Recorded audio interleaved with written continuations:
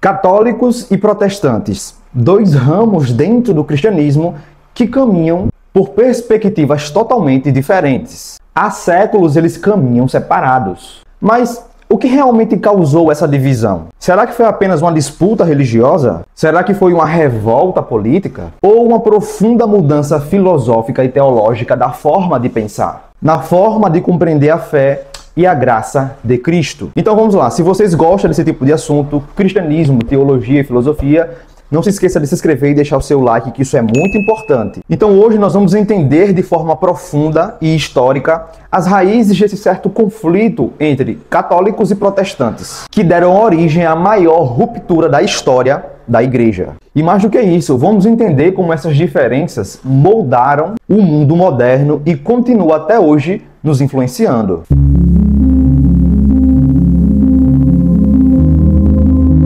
Antes de entender a divisão, é preciso olhar para o que vem antes. Nos primeiros séculos, o cristianismo era uma única igreja, espalhada pelo Império Romano, guiada pela tradição apostólica e pelos bispos.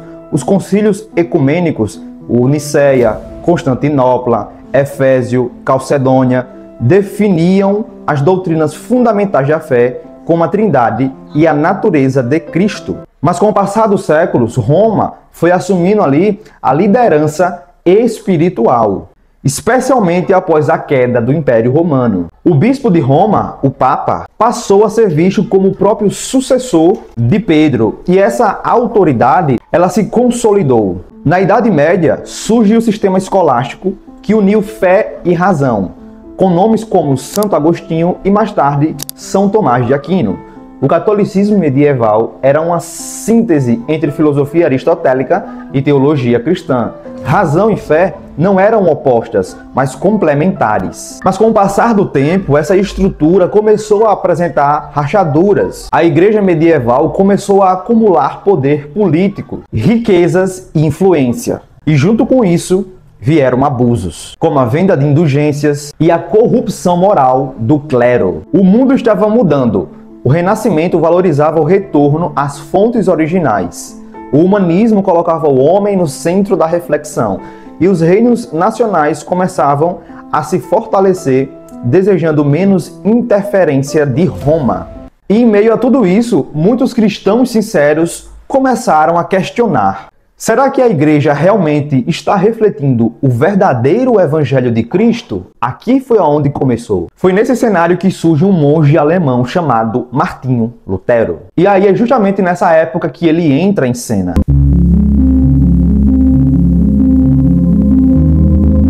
Em 1517, Lutero ele publicou as suas 95 teses, críticas à venda de indulgências e à teologia das obras. Mas o que começou com um debate acadêmico tornou-se uma revolução espiritual. Lutero não queria destruir a igreja em nenhum momento, mas reformá-la. Contudo, sua visão teológica o colocou em rota de colisão com Roma. Os pilares da reforma ficaram conhecidos como as 5 solas, ou seja, sola scriptus, só a escritura é a fonte de todo o evangelho e nada mais. Sola fide, o homem ele é justificado somente pela fé e não pelas obras. Sola gratia, a salvação ela vem em meio da graça do próprio Cristo e de nenhum outro agente. Solo Christus, Cristo ele é o único mediador entre Deus e os homens. E soli Deo gloria, somente a Deus pertence toda a glória. E aí essas ideias rapidamente se espalharam pela Europa, impulsionadas pela imprensa e deram origem a vários movimentos.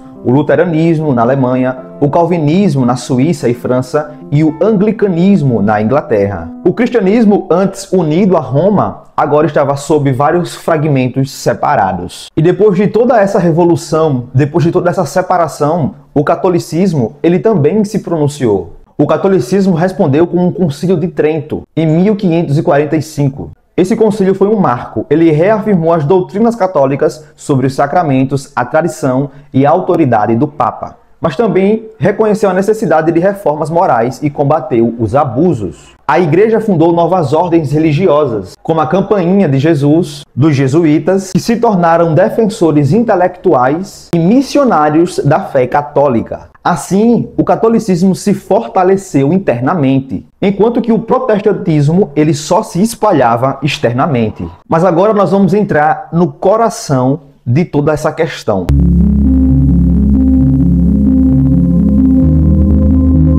Primeiro, nós podemos falar sobre a autoridade. O protestantismo coloca a Bíblia como a única regra de fé e nada mais. Nada pode ir além da palavra de Deus. Nenhuma tradição pode estar acima da Bíblia. Já o catolicismo vê a Escritura e a tradição como fontes complementares interpretadas pela própria igreja. Outro ponto muito importante é a justificação. Para os protestantes, a justificação de Cristo é imputada ao pecador. Ele é declarado justo pela fé. Para os católicos, a graça é infundida, transforma um homem interiormente através dos sacramentos. Outro ponto muito fundamental é a questão da igreja. No protestantismo, a igreja ela é um órgão invisível, composta por todos os verdadeiros cristãos. No catolicismo, a igreja ela é visível e ela tem a sua hierarquia sacramental fundada pelo próprio Pedro. E aí isso nos leva diretamente para os sacramentos. Católicos, 7 sacramentos como batismo, eucaristia, crisma, penitência, ordem e matrimônio e unção dos enfermos. Já os protestantes, geralmente 2, batismo e ceia do Senhor como símbolo de fé. E quando nós falamos sobre o lado mais racional e filosófico, o catolicismo ele manteve o pensamento de Aquino, a visão tomista e aristotélica racional do seu sistema de fé. Já o protestantismo, especialmente o calvinismo, absorveu o nominalismo e um retorno mais agostiniano, enfatizando sempre a soberania de Deus e a incapacidade humana. A reforma não mudou apenas a religião, ela mudou o mundo.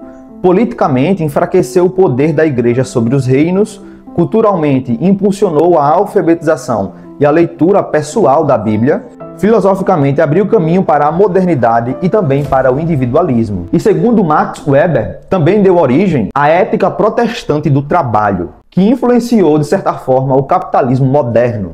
Enquanto isso, o catolicismo manteve firme a sua fé católica e apostólica, artística e litúrgica, que formou o imaginário cristão do Ocidente, que veio dominar, de certa forma, toda a cultura do qual nós estamos envolvidos. A divisão entre católicos e protestantes foi, sem dúvidas, uma ferida na história da igreja. Mas compreender as suas causas é o primeiro passo para buscar uma cura nos dias de hoje. Hoje, talvez, a pergunta não seja mais quem estava certo, mas como podemos aprender com ambos os lados. Do catolicismo, herdamos toda a tradição, o senso de continuidade e a profundidade filosófica. Do protestantismo, nós podemos extrair o zelo pelas escrituras, a fé pessoal e a essência ao retorno do verdadeiro evangelho. E acima de tudo, o que ambas tradições nos lembram é que Cristo, ele é o centro de todas as coisas. Cristo, ele é o centro de toda a fé cristã. E é ele quem pode unir novamente todos os indivíduos. Então a história, ela pode até ter dividido os cristãos, mas a verdade, ela continua sendo uma só. E a verdade,